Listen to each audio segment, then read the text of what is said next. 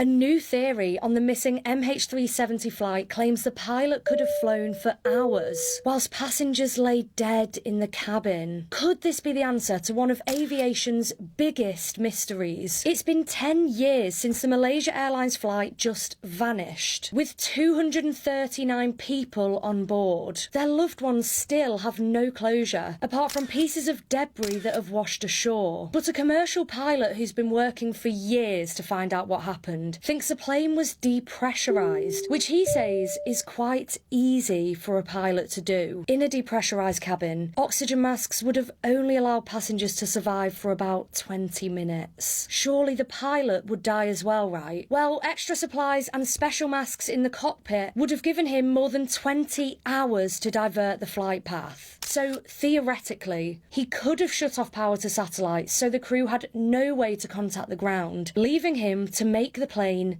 disappear. It's believed the plane landed in the southern Indian Ocean, but no wreckage or bodies have ever been found. Someday. This island has one of the most disturbing histories in America, and no one really knows the full truth behind it.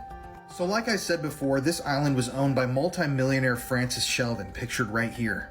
And Francis and a number of other local men from Michigan, including this guy, Gerald S. Richards, ran a boys' camp on the island. They would fly kids to the island on this airstrip, kids from the YMCA and other schools and communities in the area. And both the children and the parents of the children who attended this boys' camp were told that this was an island of fun where kids could relax. They had big brothers there. It was going to be totally safe. And this camp ran on this island for a period of years. Then one day, some of the kids who attended the camp began to tell their parents that the counselors or the teachers, the adults that were there on the island, had behaved with them in very, very inappropriate ways. They began telling their friends and parents that they were taken into these cabins pictured here on the island. They were assaulted, they were told to remove all of their clothing, and that there were cameras all over the place. Well, it turns out that this guy, the multi-millionaire with political and business connections in the area, Francis Sheldon, was running a massive CP ring. And they had been abusing the children on this island under the guise of bringing them to a boys' camp for years, recording all of it, selling it across the world. And some of the more affluent clients of their business were even allowed to take trips to the island themselves to see some of these young boys. Now, this story bears an obvious resemblance to the story of Jeffrey Epstein, but there are some very, very strange things that are happening here that nobody knows about, and the government still refuses to talk about to this day. So let's talk about this guy, Gerald S. Richards. He was a gym teacher at a local Catholic school who went down for the crimes, and he was heavily involved with every aspect of this business, if you know what I mean.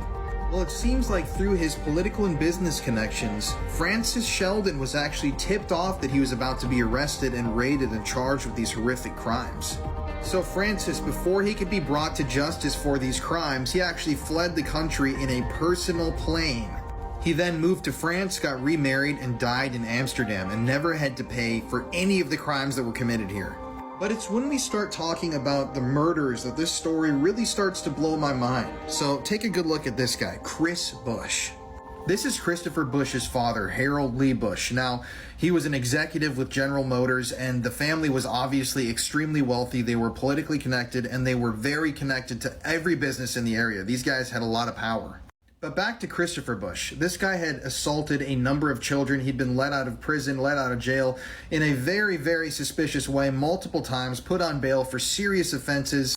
And he was an alleged associate of the crime ring that was happening on North Fox Island.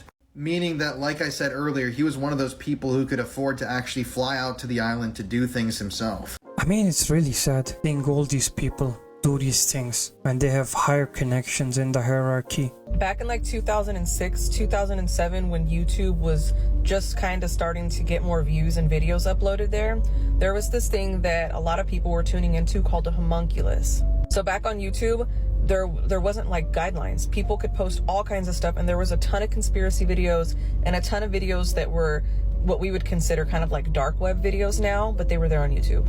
I remember coming across the homunculus trend, and there were a lot of people that seemed that they were based out of Russia. A lot of the videos had Russian subtitles, and I don't speak Russian, so I couldn't really understand what was going on, but I definitely followed along. There was one guy specifically who took things to an extreme.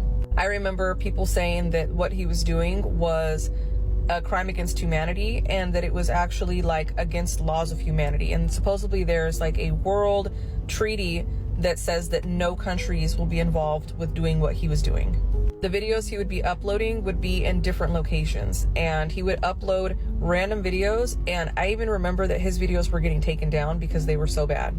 So questionable, but still very interesting. So people followed along and kind of waited for his video to drop, and because the platform was small, you could easily come across his videos.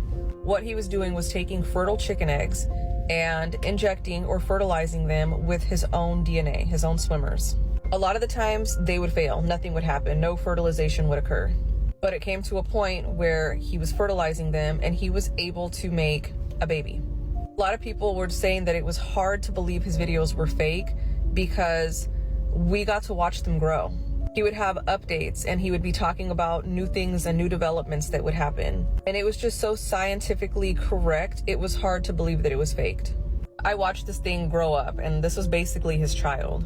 It started off with just being a little tiny nub, and the nub ended up growing into this longer shape. And then eventually the red or like the orange colored spike started to come out. He would take blended up food and inject it into the water, and the little red thing would come out and start to kind of pull the food into the hole. And then the thing about the hole is that it kind of also acted as an eye. That little finger guy was really aggressive, and it was always lurking and looking around. I don't know how it would have been recreated, and I know that CGI has been around for a long time, but it seemed like it would be kind of hard for him to fake what he was doing. All of his videos would be removed, you couldn't find it anywhere, and a few days later another upload would happen of him. He never showed his face, you could just recognize his hands, and he would be in a different room, a different location. And he was saying that people were after him because of what he was doing and what he's found that he could do. He was breaking laws of humanity, like he shouldn't have been doing this, and he was sharing it with the world. So this is the second baby that he was able to make, and it's just the starfish one. This picture is actually really, really sad, and I'll get into why in a second. But this little circle on the top there, that was its eye. So when it would eat, it would absorb the food through the bottom, so it was more like a starfish. The little eye would look around, and this little one seemed to be more like, I don't want to say like sweet, but it just seemed more curious and delicate. Whereas the long finger one would be like spiking around, and he moved really like aggressively. This one kind of floated around and looked around very slowly. What was sad about that picture was he finally decided to introduce the two and put them inside of the same tank. So what we're actually seeing is when this is the little finger spiked one, came down and spiked the little starfish one. You can see the moment that it unalived the little starfish one. I remember the guy being really, really sad about the starfish one. He also starts to get more frantic in his videos as he's uploading. Like the further he is doing this, the more nervous he is. And the more, like, I don't speak Russian, but I could tell that he was very fast paced and his hands were constantly shifting, like he was always expecting somebody to come get him. He goes silent for a while, there's no updates or anything, and he ends up uploading another video saying he was able to create one more. This is the third one, and this is the one where people were like, no way, this is absolutely fake, because he could take this one out of the water. Looks like a chicken claw. It had really murky, yucky water. It didn't show any signs of like eye or mouth, and I remember that there was no way to see where it was absorbing food through. The way that this thing moved looked like a chicken claw. It would open and close, it would react to certain things, he would touch it, and it would move like it had nerve endings. People were really debating on if he was being honest, if this stuff was faked. After that last video where he was showing the new one, he never uploaded again. That was it. And people were saying that he was arrested for breaking laws of humanity. All of his videos were wiped, and only now do I see some people starting to talk about him again, and people who remembered watching that. I think you might be able to find videos of this online where you can actually watch these things be fertilized and grown. I mean, what the freak was he thinking? I do have something to tell you, bruh, that I can't even explain, and till this day, nobody can, brother. It's hella weird. Did this happen a long time ago? Well, it still happens. Whoa. So this happened in Scotland at this place called Overturn Bridge, or Overtorn Bridge. I know what you're talking about. You might have heard this, bro. Apparently, since 1960, bruh, over there on this bridge, there are hella dogs for some weird reason that jump to their death. from this bridge, and it's like a 50-foot drop. I've heard about this. Yeah, and the craziest shit about it, bro, is some of these dogs will survive the drop Ooh. and then still Get back up go and jump back off up again. and jump off again. That's insane. And even till this day, the dogs still try to do find that a way. shit. So people will just avoid walking their dogs across that type of bridge. So it could even be like, I'm walking my dog. Yes, and And your my dog dog will try would to just jump probably off. try to jump. Yes. Like, what is the phenomenon? You know what I mean? What makes the dogs want to jump? Was the bridge possessed or something? The world is mostly water, right? Yeah. What if the world is meant for them rather than us? Because we're just a small percentage of the population then. Yeah, What I if there's know. more aquatic life than there is land life? Is there? Yeah, I'm pretty sure there is. There There's has way to be. more stuff in the ocean. Because, like, what if the ice caps are meant to melt Mm. and it changes the world completely to like a water essentially? What if the ice caps all melt, the temperature and everything rises, or everything changes, and the oceans start overflowing cities and all this stuff? Yeah, it's and all this happens, and we either adapt somehow and we create a way to survive, or the oceans take over. Yo, and it a goes lot- back to what's supposed to be essentially. Here's a fun fact. If you were born in 2000, the chances are before your 50th birthday, there will be no fish in the sea. That's right. According to a study, there will be no fish in the ocean by 2048, I think. And it gets even funner. I mean, more fun. It gets even more fun.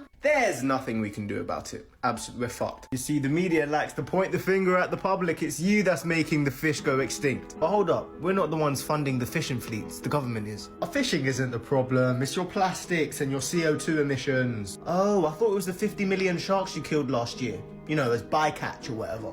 You see, kids, worrying about plastic straws in relation to the damage we're doing to the ocean is like worrying about toothpicks in deforestation. Like, shut up. Fishing is killing the ocean, and if we don't pattern, there will be no fish to fish. This theory will make you see the entire world differently. We need to talk about this. Okay, so what if I told you that everything on Earth is now a miniature size of what it used to be? What I mean by that is that humans, animals, plants used to be all thousands of times larger than they are today. Now, this entire theory started when people started comparing tree trunks to mountains. This is a tree stump, this is a mountain. This is another tree stump, and this is a mountain. And this is a tree stump, and that is a mountain. Don't they literally look like replicas of each other? Well, the theory is that mountains are tree trunks, and let me explain. So like I said before, the Earth used to be 1,000 times larger, which means that trees used to be massive. But the theory says that hundreds of thousands of years ago, there was a natural disaster that wiped out everything. Meaning it wiped out all of the giant animals, humans, and all of the forests. Which is why mountains aren't usually by themselves. They're all in clusters because they're giant forest tree stumps. Now you probably think this is crazy, but there's literally proof under our eyes. There aren't huge animals. What are dinosaurs? And pyramids are literally giant homes for giant humans. I mean, this one makes sense because in a lot of scripture, there are mention of giants, like let's say bigger than the average humans that we have now. I found Epstein in a children's playground. What are you doing here, bud? Waiting for somebody. You look like Jeffrey Epstein. Nope. Don't know that guy. That's exactly what Epstein would say. It's because I think it should be a bigger story, and I don't think it's gonna get covered. Okay. All right, so can I explain it to you? Yeah. And then you can just tell me if I sound crazy. Okay. Because I'm gonna sound crazy. Yeah. Okay. 99% of the phones in the world are being tracked by every single government through push notifications. And the United States government has a gag order on the two largest phone companies through their operating systems to make sure that no one knows about it. And it was just confirmed by a letter via the chairman of the Committee on Finance in the Senate. Okay. Does that make sense? So you're saying that all the governments? So this is how he words it. All right, okay. Senator Ron Wyden, in a letter to the Attorney General, he states that last year his office got a tip, that foreign governments were reaching out to Google and Apple. Now that's important because Android phones make up 70% of every operating system in the world. All right. On every phone. Okay. The other 29% is Apple. Yeah. Both of those companies were being reached out to by foreign governments who were requesting push notification data.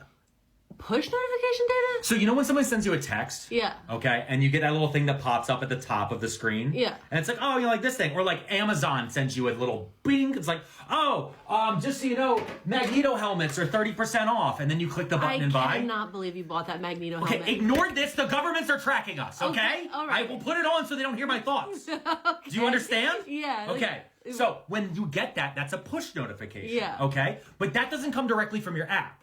That, through these services, goes from the app to a cloud server. Okay. And then it goes to your phone. All right. So these governments are subpoena and requesting the information from the cloud server. Not from your phone, not from the app, but from Google and from Apple.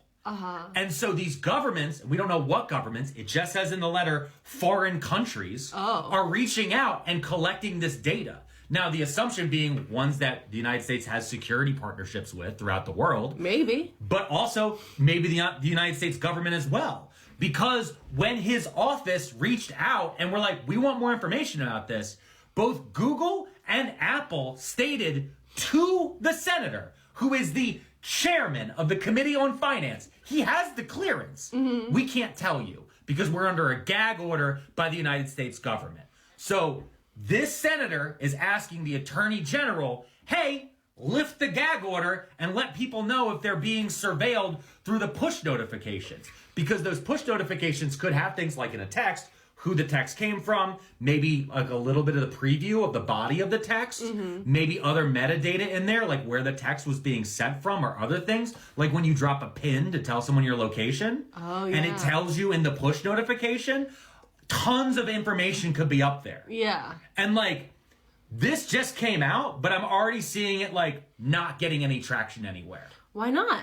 Well, because Apple and Google pay a lot in advertising, and they also run the algorithms that track of how people find out information. Okay, yeah, so they're not going to want this to get out. Yeah, and so they're just going to be like, maybe it'll just go away. So should we get tinfoil and make tinfoil hats? No, I bought a Magneto helmet. I know you bought a That way they Magneto can't helmet. read my push notifications. I don't think it's going to work. I think I couldn't hurt.